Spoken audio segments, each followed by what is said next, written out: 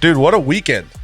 What a start to the week, bro. Wow. Right? I will tell you, I have all the energy in the world to root for the playoffs. Listen, all right, so we're shooting right now in the middle of playoff weekend, so this is going to be a big football podcast. We got a few other topics that we're going to hit, but of course, dude, we're shooting right in the middle of the Minnesota and New York game. Yes, because no one gives a shit. Yes. No one in this house. That's correct. No one in this household. So unless you're a fan, by the way, leave a comment. They may talk a little shit after that, but first segment. Oh, drinking the pod. We are drinking some Whistle Pig whiskey today. The strong stuff. That's smooth. Very smooth going down. I got to be honest with the audience real quick. That's my second drink just because the Dolphins just lost. I had to take a shot earlier. And anybody that's tuned in knows that Conyesian is an absolute lightweight in every possible way. Yes. So this is great. Dude, what a start. What a start to playoff weekend. It's we're shooting this on a Sunday, like I said, in the middle of the playoff games. We just finished up the Miami Bills game, which we're going to get to here in a few minutes. But how about the start? How about Geno eventually had to write back? The season is over for the Seattle Seahawks. Yes. How do you feel about it? I mean, think about it. They made that into a game. Halftime, they did. We didn't know who was going to win that game. At halftime, dude, it was fantastic. And then the Seahawks forgot, they just didn't come out the second half. No, Geno stayed in the locker room. I mean, that goes without saying. He definitely showed up in the first half. You know what's funny as shit? Our producer lit up Geno Smith on our socials. Yeah, I mean, he was supposed to. I felt so bad for him, bro. Why? What do you mean? Why? Like, I mean, when you say a comment like that, you open the door for a response. I'll be honest though, bro. Like I felt for him because it's like that's rough because everybody's right. Like, hey, they tried to write Geno Smith off. I wrote Geno Smith off. The world wrote Geno Smith off. Next thing you know, he's beating Russell Wilson in Seattle week 1. I ain't right back. Yeah, I mean, don't get it twisted. Russell beat himself all season Russell long. was absolute trash this year. Yeah, I mean, that goes without saying. Yeah. I see why Seattle let him go. I'll be honest, it was the worst investment that anyone's ever seen. Yes. In Russell Wilson this year. I mean, nobody knew that. I didn't know that. I mean, shit, I drafted him in fantasy. Yeah. Traded him by week 4. I mean, how did your fantasy I traded him to the free agent list. I mean, I won this year, and I had 2 people from Seattle. Yeah, I didn't win. Walker and DK Metcalf. That's correct. I didn't win. So number 1. Yeah, fuck me. But in the game though, Geno didn't play bad. So it looks like he's got a pretty good future staying in Seattle. I think at least for the next 1 to 2 years, depending on how he plays next year. Right? Think about it. He only had 10 incompletions. Yes. I was gonna say he went 25 for 35, 253, 2 touchdowns and a pick. Mm-hmm. Right? I mean, the pick came in the fourth quarter. Like you just stormed. Yeah. They just threw it up. No separation from Lockett. Yeah. At the end of the day, he took a chance at it. Yeah. Kenneth Walker, he brought the heat. But let's be real, the player of the game, my dog, CMC. I mean, he came from CMC. You know what I'm saying? Yes. I mean, listen, once Carolina lost, which I was at the game and it was absolutely heartbreaking. When you're up 21-7, you still lose the game by 2 possessions. It's pretty shitty. That's pretty terrible. But since we are no longer in it, right? Yeah. I got a root for my boy CMC. And we all know, if anybody watches our token, obviously he's not here today, but he's a big-time 49ers fan. And he is absolutely jacked up about them going to the going to the Super Bowl. There's a lot of momentum behind San Fran, man. Dude, Brock Purdy. I mean, we can no longer call him Mr. Irrelevant anymore. Bro. He's relevant. He pulled the Kevin Hart. Yes. He did. What do you mean by he pulled the Kevin Hart? Because the moment he went out in the field, right? What is he, 5-0 now as a starter? Yes. He's thrown 2 touchdowns in every single game? 6-0 now. He's 6-0. Yes. 6-0 as a starter. As a rookie. After the first game he came off, he's 1-0, right? Yeah. Everyone in the locker room said, hey, what'd she say when she saw it? Right? That dude is dropping D on everyone in the league right now. He put it on the table. Now, I will tell you, in the first half, yeah, I wasn't convinced. He was missing throws left and right. I mean, come on, he was shitting down his pants. I mean, he's a little nervous. Do you know how tight his asshole was during that game? First playoff game. I guarantee it, bro. He was so fucking nervous. Like, he wasn't even supposed to be on the team. He wasn't even supposed to play. No, all of a sudden. Next thing you know, he's starting, right? I mean, it's just like Josh Dobbs in Tennessee, though. But I will say it's safe to say that Trey Lance won't be there next year.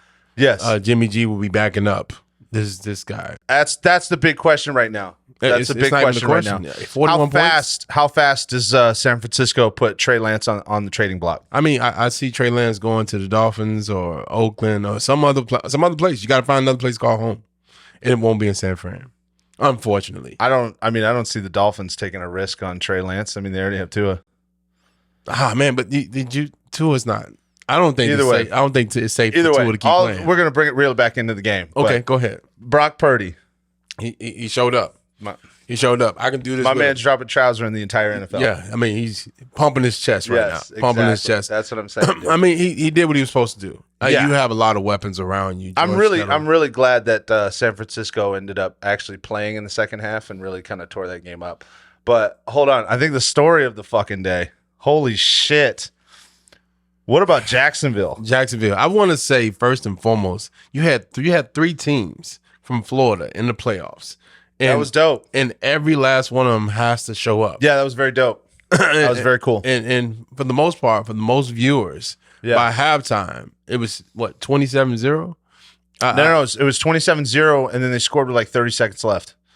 Yeah, after 4 picks, he threw his first touchdown pass. I will say I'm not a fan of Jacksonville, so it was easy for me to turn the TV off. You know what? Yeah, continue. I'm sorry. I'm just letting you know, it was easy for me to turn the TV off. Yeah, you know what, though? I actually felt really bad for Trevor Lawrence in that game. Why? I did, especially the first half.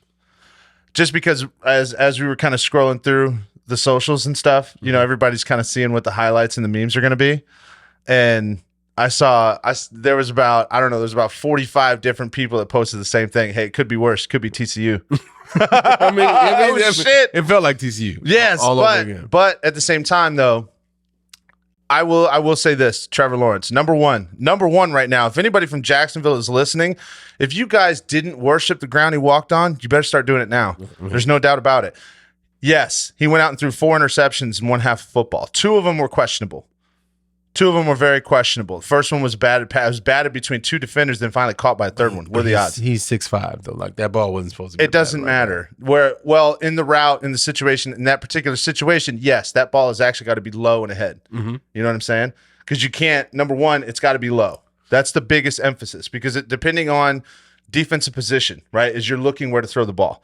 If he's getting jammed inside, you're going to throw it outside. If he's getting jammed outside, you're going to throw it inside. That's how it works. But it's coming across on the slant, right? Mm-hmm. Defender was behind.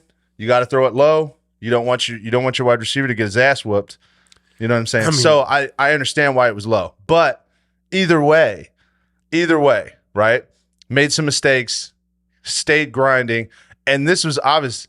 This dude, he's a fucking beast, bro. Hasn't lost a game on Saturday. Bro, he's a fucking beast. How do you throw career. 4 picks and then actually stay in the game well enough to be able to come back, throw 4 straight touchdowns, and then put your team in a position to be able to win a game? I mean, that's what it's something to say about just staying poised the entire time. Sunshine in general. It's something about he's a winner. Yes. I wasn't really for him starting at Clemson over as soon as Deshaun Watson was gone. I mean, he had like Kelly Bryant. I feel like Kelly Bryant should have been the starter. And then they said this guy has to start. You know what? I remember Kelly Bryant. I remember him. I remember him being very unmemorable. I mean, he went to Missouri. I don't know what he did at Missouri, but I think he went to Missouri. And it hashtag. I think you proved my point when you said, I think he went to Missouri. Yeah, I mean, that's this shit is dog shit. To go from Clemson to Missouri is a little different. But either way, the point was, I mean, hold on, we got to pull it up. Because I mean, Justin Herbert was spectacular in the game. I feel real bad. He's going to catch a lot of flack because, let's be real, the offense just completely shut off in the second half. He scored 3 points. Mm-hmm. I mean, you didn't get the running game going. Yeah, that's absolutely terrible. They didn't. I mean, in the second half, you couldn't sustain drives and continue to produce points, which, you know. I mean, they got 3 points. Look, 3 points. Trevor Lawrence, 28 for 47, 288, 4 touchdowns, 4 picks. Talk about tale of 2 halves, bro. What a stud, bro. I've never seen that before. I'm mad that I turned the TV off. I didn't. I watched the whole thing. That was fantastic. So, and then I think obviously the biggest thing too, I think it really exposed the Chargers playbooks, the Chargers playbook without Mike Williams. And they had quite a few people that were out. They didn't have as much, right? I know Gerald Everett He had a great game. Don't get it twisted. But there was, I think, on 2 different occasions, he was actually walked off the field because he was obviously banged up. He could have played a little bit better, even though he played phenomenally. He had like 6 catches for 110 yards and a touchdown. I mean, no, the yak he did was amazing. Yeah, that shit was dope. The run after catch for Gerald I know, man. is amazing. I know. And honestly, I don't think you can say enough about Jacksonville right now. I don't think that they go and win a Super Bowl. I don't think that that's happening for them next, but I do think that they obviously are going to the divisional round. I think they got a 20 to 25% shot to actually make it to the conference title. And either way, I think their path is definitely going to end there, most likely end in the divisional round. I mean, I wouldn't counsel Jacksonville out, given the fact that, man, you got Trevor Lawrence and Travis Etienne. They played with each other in college. The camaraderie that you have from playing countless games together, you can't just count these guys out, man. It's just one of those things. Like, I know what this person's tendencies are, and I can rally around that. I mean, even Etienne had a great game, 5 yards of carry. I mean, that goes without saying, and he didn't score. No, I feel you. I mean, but he did contribute to the game. He had that awesome little bootleg run at the end of the game that put him in field goal range to be able to win. That was pretty dope. But either way, I think. Jacksonville, way to fucking stay in it. Way to be dogs, bro. Listen to me. They showed me they were dogs. Way to be absolute dogs, dude. When I seen them in the pool and it was like 20 degrees out there. I mean, I won't say 20 degrees in Jacksonville, probably like 40 degrees. But they're still men to be in the water. I know that weather. There was like a 9-year-old kid. I seen him holding him up in the air. I was like, listen, you're not putting my son in the water. The fuck are you doing in there? Like, what are you talking about? You're lucky there's no school on Monday, baby. Yo. All right, so this is the one I've been really wanting to get to today. So as I said, we are shooting during the Giants and Vikings game, but the Bills and the Dolphins. Let's see, Kanye, who's your team, baby? You know, born and raised in the county, Miami, in the county of Dade. So I gotta love. I'm rooting for Miami. My heart is in Miami. I took a shot for Miami today. I mean, Skylar Thompson. Yeah, without saying, like he stuck in there. He did what a third string quarterback is expected to do. Yeah. I won't say I was expecting him to be Purdy by any means, but he showed up. He showed up. I mean, to Brock Purdy is an absolute unit. To bring it all the way down to the last drive of the game, I mean, it goes to show he's dope. You got to have a dog in mind. I'll give Skylar Thompson a little bit of credit, but at the same time, like, I do want everyone to know before we started shooting this, Keon, he did cry a little bit. Yeah, just a little bit. No, you got me messed up. I didn't cry, but I felt that loss. That loss through and through. I'm a Baltimore fan, so don't get it twisted. I'm rooting for Baltimore. I don't care. We're starting 2 quarterbacks this game. Yeah, I mean Tyler Huntley is coming out of concussion. Yeah, but he's going to play. So as we dive into it, and one thing I did want to veer off too.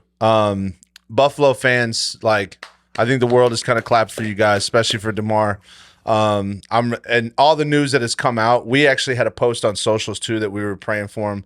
And then, as a matter of fact, I loved what our producer posted on there. Like, he said, a game, a championship, a title, nothing matters compared to a life. I love that shit. Yes. So it's great to see that he's actually back home. I don't know if he was at the game today. I don't think there was any appearances, but I'm not sure. But at the same time, I thought that was awesome. That's absolutely phenomenal. I think that's great showmanship. I think I think it was just really, really fucking cool how they valued the fact that he was healthy and everything going through. The only person that didn't really follow that script was Skip Bayless. I think Skip Bayless is an absolute piece of shit. But before we go on the Skip, I want to say, Bill's Mafia as a unit. Oh, Bill's Mafia is amazing. His foundation was supposed to raise something like $2,500 for kids. Yeah, it was almost like $8 million. It was at like $8 million. I mean, so it goes to show that the people in Buffalo understand they value human life. Skip Bayless, on the other hand, I have so many other words to describe that guy. He's a piece of shit. I mean, think about that. If that was your son, somebody that you cared about, you wouldn't care about the game. Dude, I'm telling you right now, if there was as many people as I know that knew about it. So in case you guys don't know what we're talking about, Skip Bayless ended up tweeting not even 30 minutes after it happened. We're gonna put it up here so they can see exactly what he tweeted. Yeah. So we'll be able to we'll be able to post it up here, so it should be on the screen. But he ended up posting it. It was like 20 minutes. Legit, it was like 20 minutes after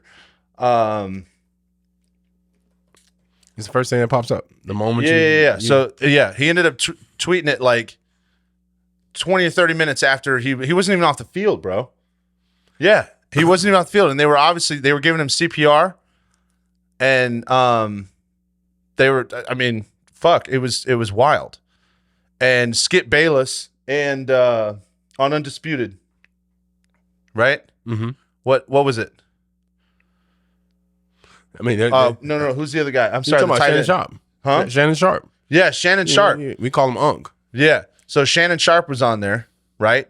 And they went absolutely ballistic on one another. Right. Listen. Yeah, right here. Skip Bayless. No doubt the NFL is considering postponing the rest of this game, but how? This late in the season, a game of this magnitude is crucial to the regular season outcomes, which suddenly seems so irrelevant. What the fuck, bro?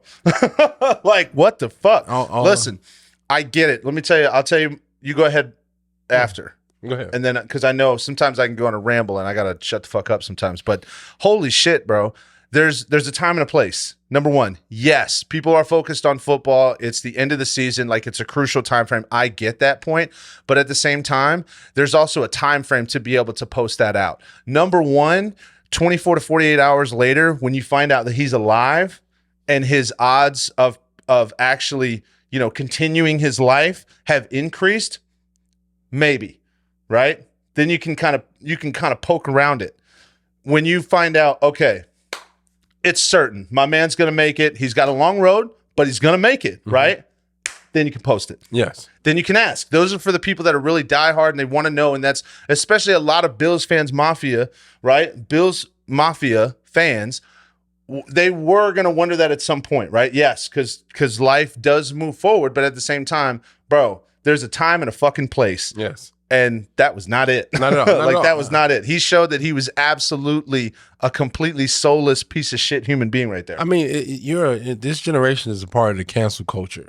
I don't even know how this guy's still on TV. Yeah, I really don't know. I see Kendrick Perkins wrote, "You're a sick individual." Real talk. Isaiah Thomas. I hope they fire you, bro. I mean, Look, he said for you to even think of the game is just sad. Who is it? Who is it that that was Isaiah Thomas. Des Bryant, we need to cancel Skip Bayless. Yeah, I mean, fuck yeah, you need to cancel that dude. What a piece of shit. How is he still on TV? Like, I mean, Shannon dug into him, but I don't think he gave him enough. Yeah. Even Michael Strahan said something. That's what I'm saying. And he said that we don't all agree with Skip Bayless. That's what I'm saying. On, TV. And I think everybody in a land of free speech, everyone is held accountable for what they say. If I said something that was disrespectful or harmful to anyone in any magnitude, I would go on record and at least apologize or, go in that regard. He said, nah, I don't disagree with what I know, dude. What a piece of shit. He fully stood on what he said. So once I seen that, I said, this guy. That was the next morning. We're talking about Shannon Sharp. Oh, yeah. He's like, no, I'm not retracting it. Oh, my God. What a piece of shit. Yeah, I mean, at that particular juncture, I just realized this is who we promote. This is who America says it's okay for him to be on TV and, pour into the hearts of fellow Americans. Like, that's crazy. Yeah, I know. That was real fucking shameful. And the fact that he has not had any consequences from it, I think that's a shame in itself. But I mean, the world we live in, everybody focuses on a point. Everybody focuses on, free speech and all that bullshit and da-da-da-da. But at the same time, there comes a difference between right and wrong.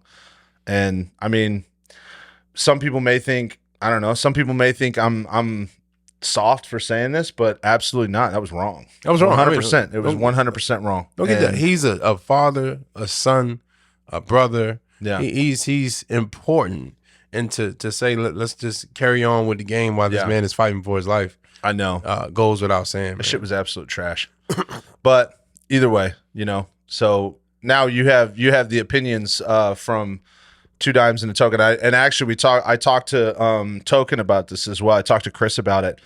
He said the exact same thing. And I mean, let's be real. Like anybody that's watching any of the other episodes, you see Chris's newfound foundation of life is actually to help people.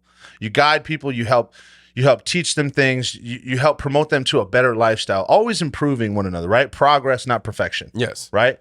The first time I showed him the tweet, he's always joking. For the first time in a long time, I saw him go serious. He's like, dude, that's sad.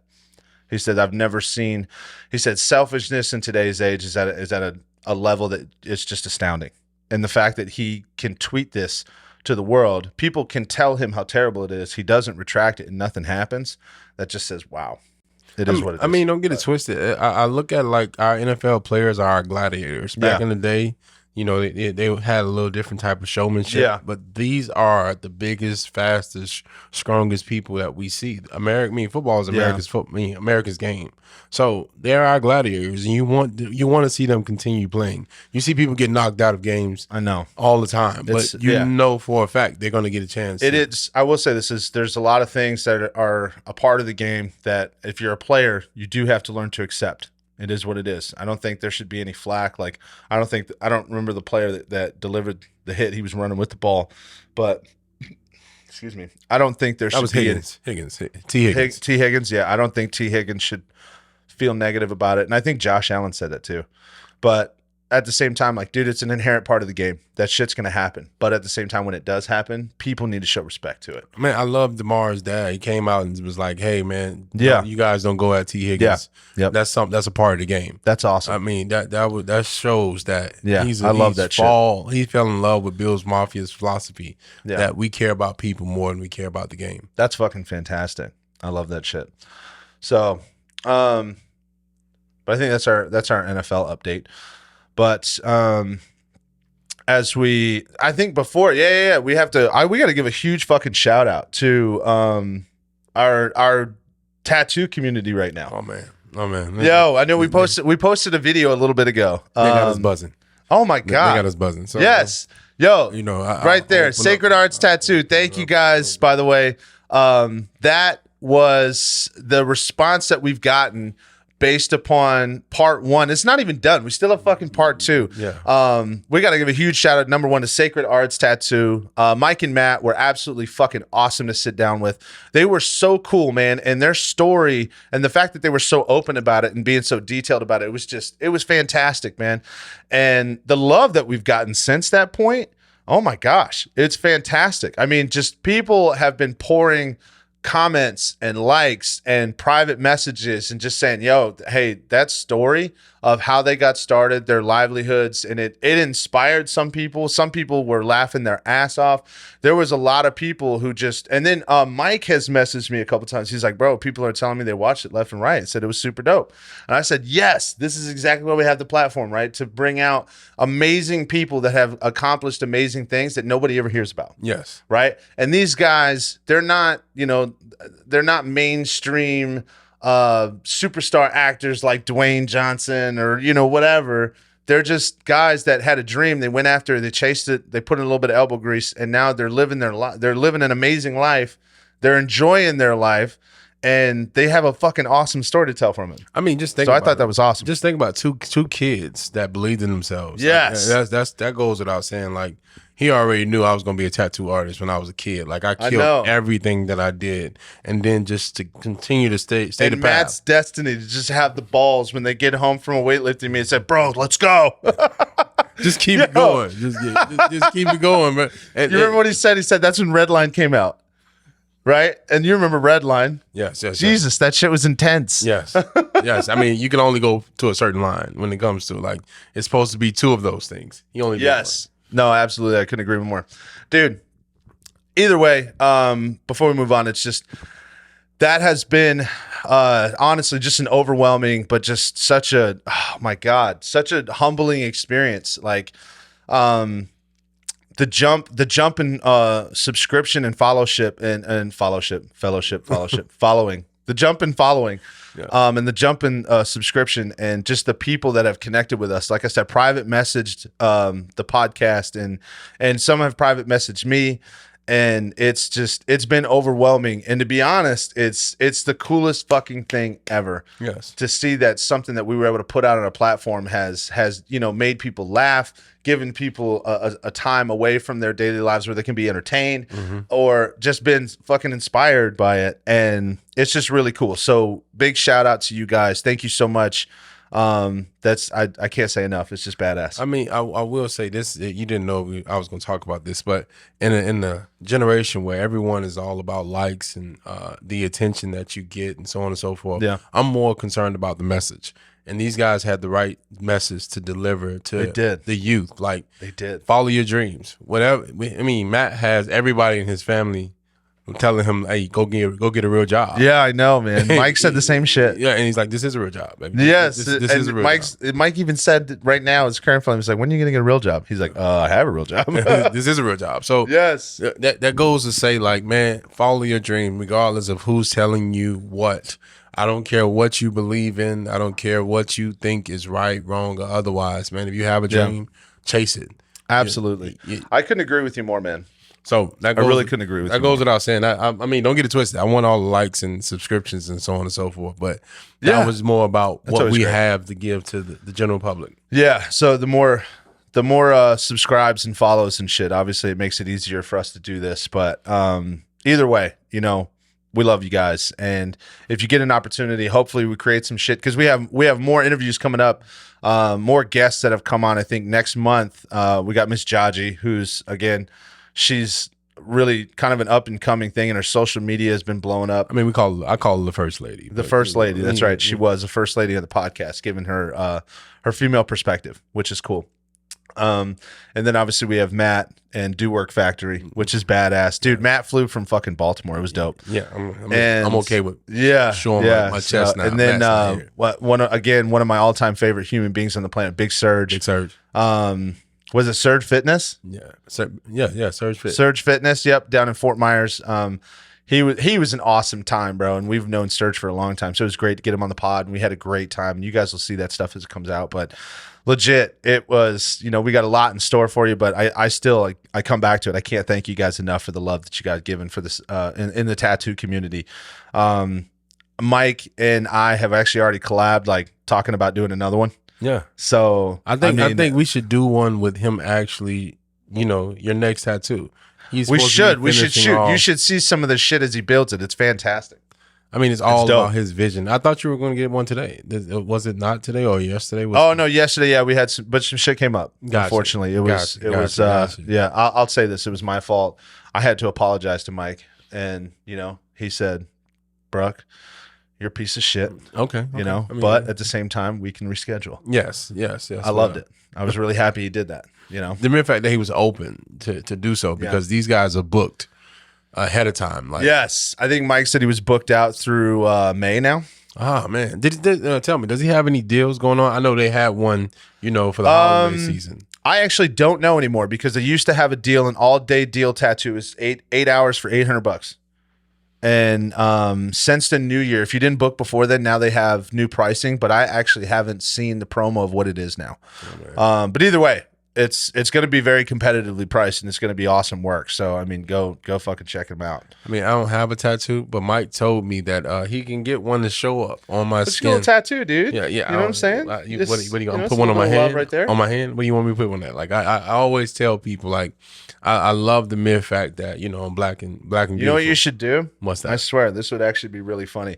You should get it across. You should just do the 3 fingers here and just be like, hot bitch. Okay. You know what I'm saying? That would definitely open a subject of conversation. I can tell you that. That would be fantastic. Hey guys, you want to see how I got my sweet tattoo? It says hot bitch. Yeah. As a dad, I'm trying to figure out how can I tell my son not to make. Remember, it was actually really funny, and I know you've said this joke many a times, but if anybody doesn't know, the Carolina Panthers, they're big time. A verbal logo or their theme is always keep pounding. Mm-hmm. So someone said, you know what you should do? You should get a tramp stamp right above your ass. Keep pounding. That should have looked good. Yeah, I mean, I think I suggested that a couple times to you, but it's just never going on. It's never happened. That's not happening. Whatever. I just think you should put an arrow point down to just keep pounding. I did ask Mike if we could do a Rick and Morty pod or a Rick and Morty tattoo. That would actually be really dope. Yeah. I mean, what would you put it at though? Where would you put it at? I would put it on my right ass cheek. Oh my God, Mike, me and you have to talk later. No, and this see would be good. That'll be a exactly- great tattoo. see. People, hey, dive in the comments if that won't be a sick ass tattoo. No, it won't be. It won't be a sick ass tattoo. It just be an ass tattoo. We don't have to go sick. Just Remember? ass. No. Hey, all right. So sweet. We had this dude back in college. People that are watching this, I promise you'll know. His name was Motormouth. Oh, right? Oh man. Okay. You remember Motor? Of course I know Motor. Right? You remember Motor? Motor got really wasted one night and they pulled his pants down and they used, I can't remember exactly what it was. I'm pretty sure it was like a paper clip or something weird or like a little pin thing. And they tattooed your mom on his ass. Yes. Yo. Motor showed me that one too. It was dope. Oh, my God. my God. And just the mere fact that he still gets laid. With that. Goes Yo, without saying. but he was so hype about it the next like 2-3 years, bro. Every time he saw someone, especially if he started drinking, you get like 3-4 in, he'd be like, "Hey, I got your mom tattooed on my ass." I'm like, what? yes. You know what? It may have been your name. No, I think it was your mom. It had been your mom. I think it was. I think it was your mom. If we get someone throw it in the comments when this one's posted up, please. I can't remember now. I'm just kind of second guessing. It's either your name or your mom. I think it's your mom. Is it? That kind of like correlates with yes, that shit was so personality funny, bro. A whole lot better. God, that was awesome. We had some uncharacteristic type of guys. Yeah, that was hilarious to hang out with. Oh man, that's so dope. So, as we move forward, so we also wanted to let you know. Obviously, this is our official episode in between our guest stories. As we talked about in the Christmas episode, we are going to start going weekly. Our off story weeks are going to be a little bit more shorter, just so we can give you a little our opinions as far as up to date topics and bullshit like that. We'll tell some quick stories and stuff because there's always a ton to tell. And in the next few months, I think we should actually have our token back. I know I've actually got a few comments about the token kind of being gone from a few of them, but he said ever since the hurricane, his job is ramped up. Everything's kind of changed in his dynamic and stuff, so it's been a lot harder for him to come to the studio so that we can shoot.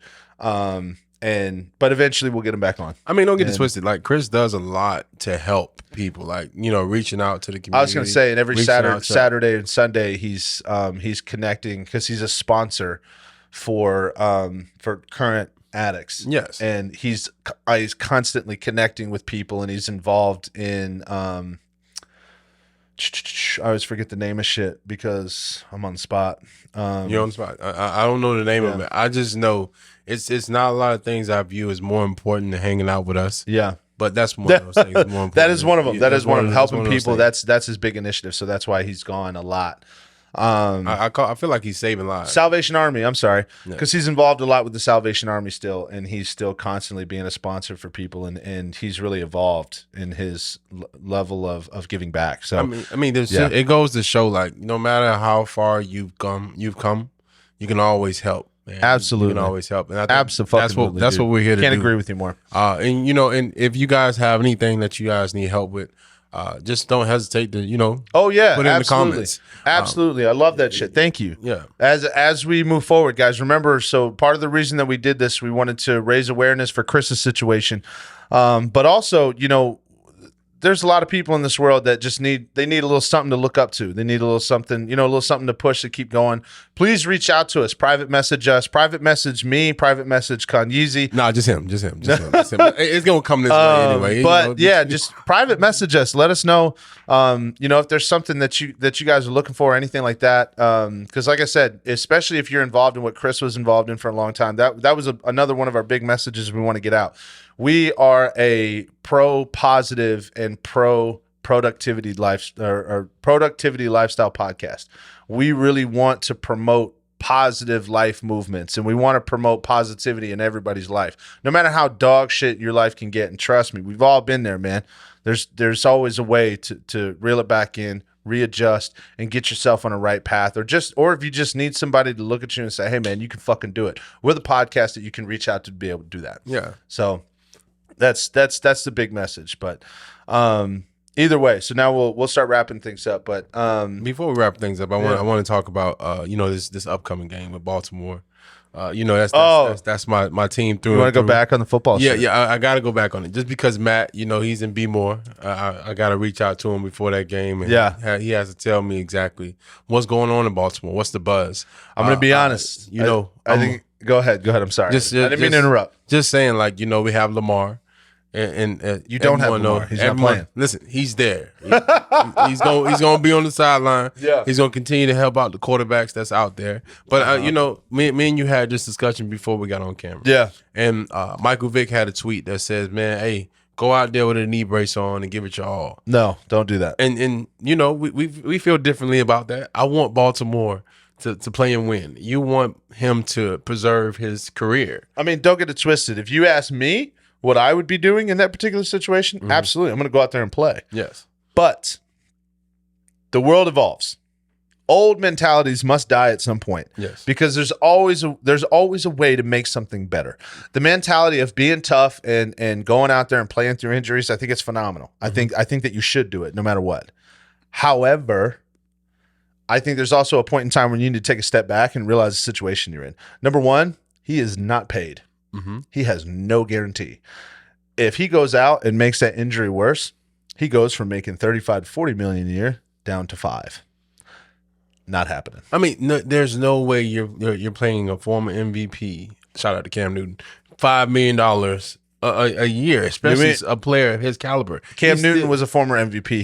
He got paid $1 million in New England. But the difference is he wasn't in the prime of his career. I mean this is, and even if arguable. Cam can still go out there and perform, he still has to dissect a whole playbook.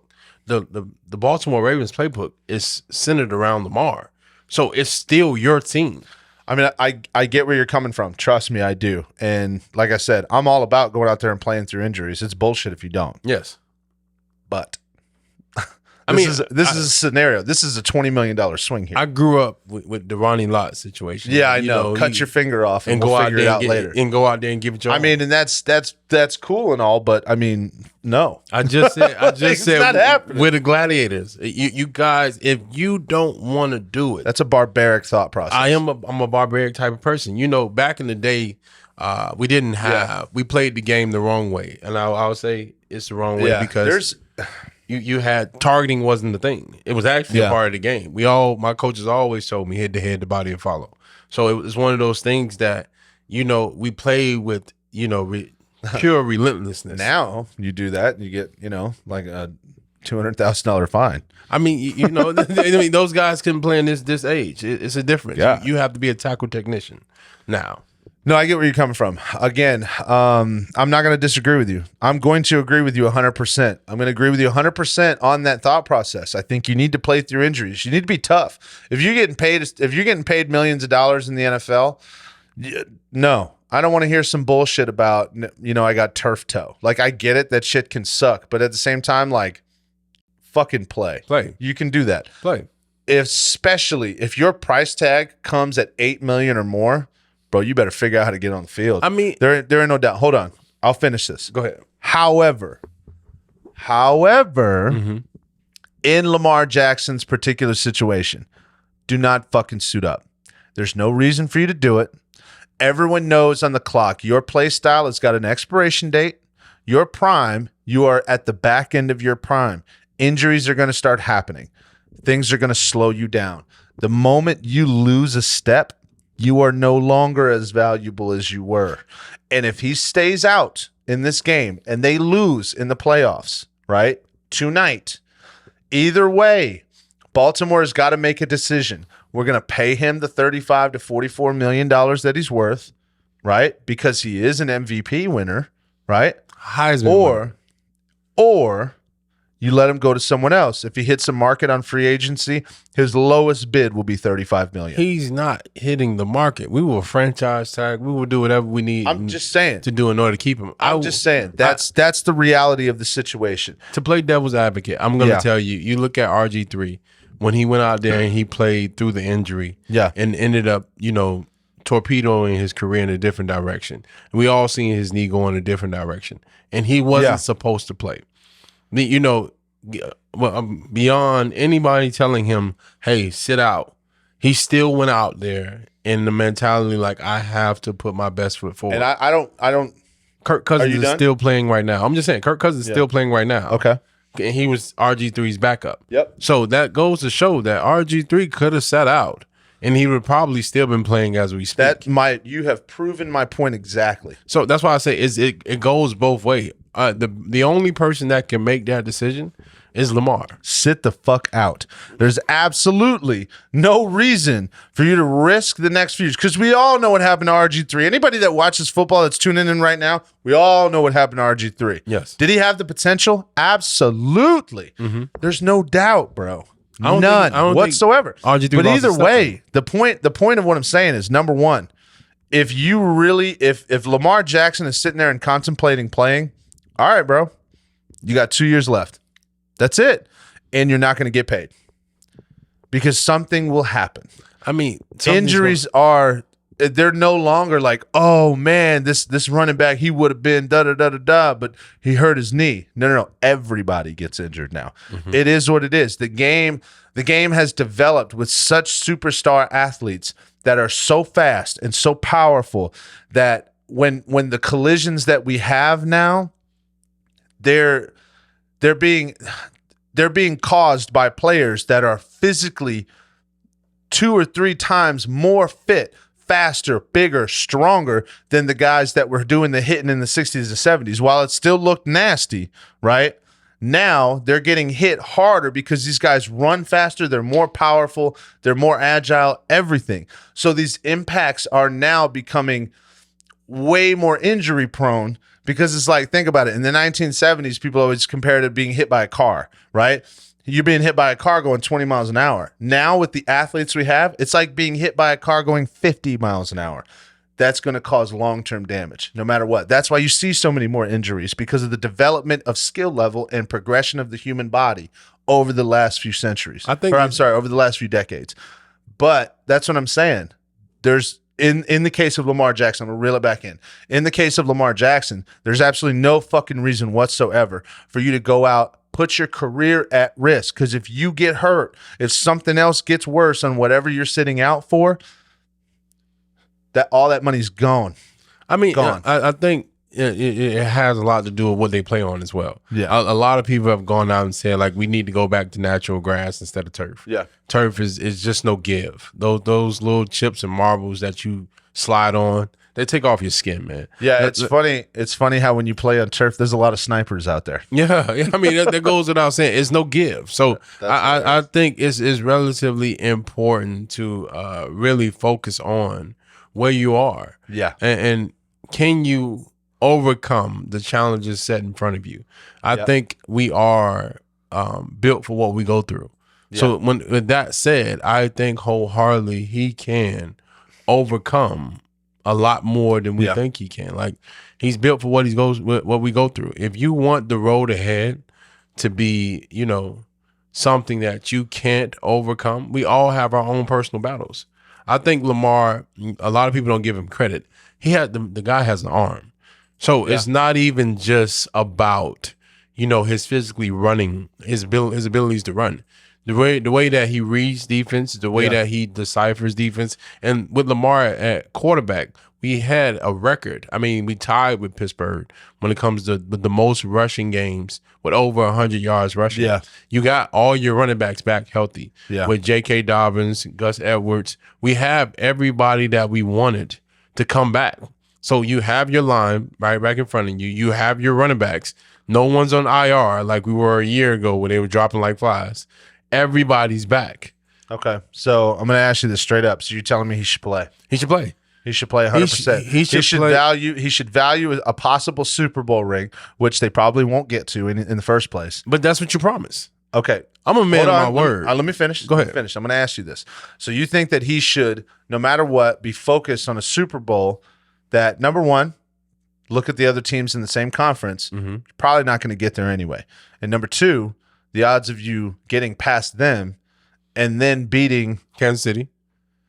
I mean, let's be real. You would have to beat Kansas City next. Yes. You would have they would have to beat Kansas City, and then they'll probably have to beat the Buffalo Bills, most likely. Play your best game.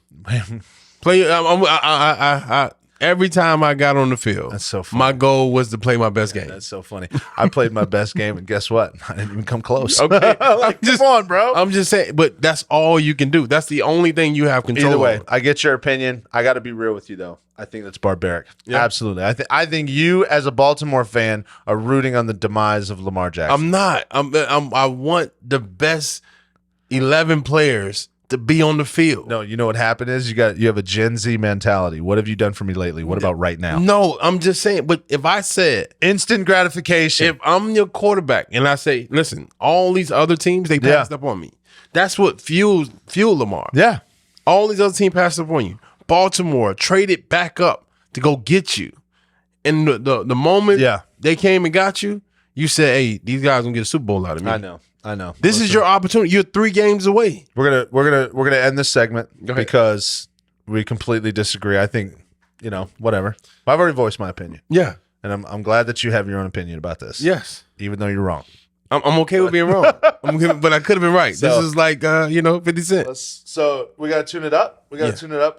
Yeah. Joe's Spice of the Week. Yes. We gotta go Joe's Spice of the Week. So in case you guys haven't been tuning in, Joe's Spice of the Week is we go back and forth and we tell each other about the greatest moment that gave us very positive vibes, the best vibe that we've had in the last week, and just kind of tell a little bit about what gave us that vibe and that really happy moment. So, to me, what you got? I go without saying, we're getting ready to embark on a holiday called Martin Luther King. Back in the day when I was a kid, man, we would have a parade in Miami. We had the best food, conch fritters, everything that you can think of, known to man. And we really instilled, what it was like to be black in America. What it stood for and so on and so forth. And I feel you. That my moment is when my son came up to me and he was just like, Dad, like we don't have any school. Yeah. And I was like, okay, what means, but why don't you have any schools? And he was like, it's Martin Luther King Day. And I was like, so what did Martin Luther King do? And he was like, he changed the way America sees black people. Yeah. That was enough for me to understand, like he's slowly but surely getting it. I feel you. No, that's a good one, bro. That's fantastic. I love that. That's good shit. Once again, every time we do this segment, I feel really amateur. I feel like I'm really not good enough for this segment anymore.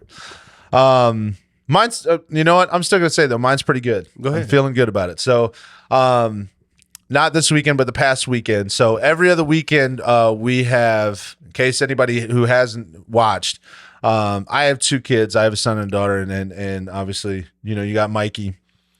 And every other weekend, what we do sleepover for the kids. Yeah, of course. Sleepover for the kids. We either they go to Kanye's house, or Mikey comes over to Uncle Bruck's house, and they just spend 48 hours of just kids, candy, hot chocolate, making memories, pizza, whatever you can think all the shit, everything that you can think of, Onesies, right? So you think yes, everything. So I had a moment though, because when you had left on that Saturday, right? Mm-hmm. And we went to that jump zone in Brandon, right? Came back, right? And it's like 10:30, maybe 11 p.m. at night. And it just kind of it gave me the best vibe in the world. Took me back to college, took me back to being a kid, took me back to everything.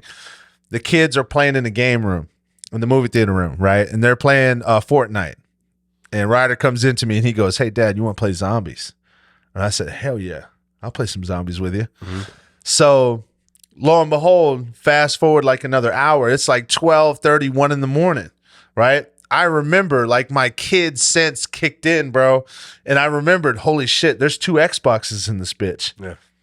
Xbox Live, 4-player zombies, original Call of Duty Black Ops zombies, not the new bullshit. Nah. I'm talking about Kinder Token. Yes, all right? when you can jump on your yes, please, if you guys know what I'm talking about, fucking throw it in the comments, light that shit up, all right?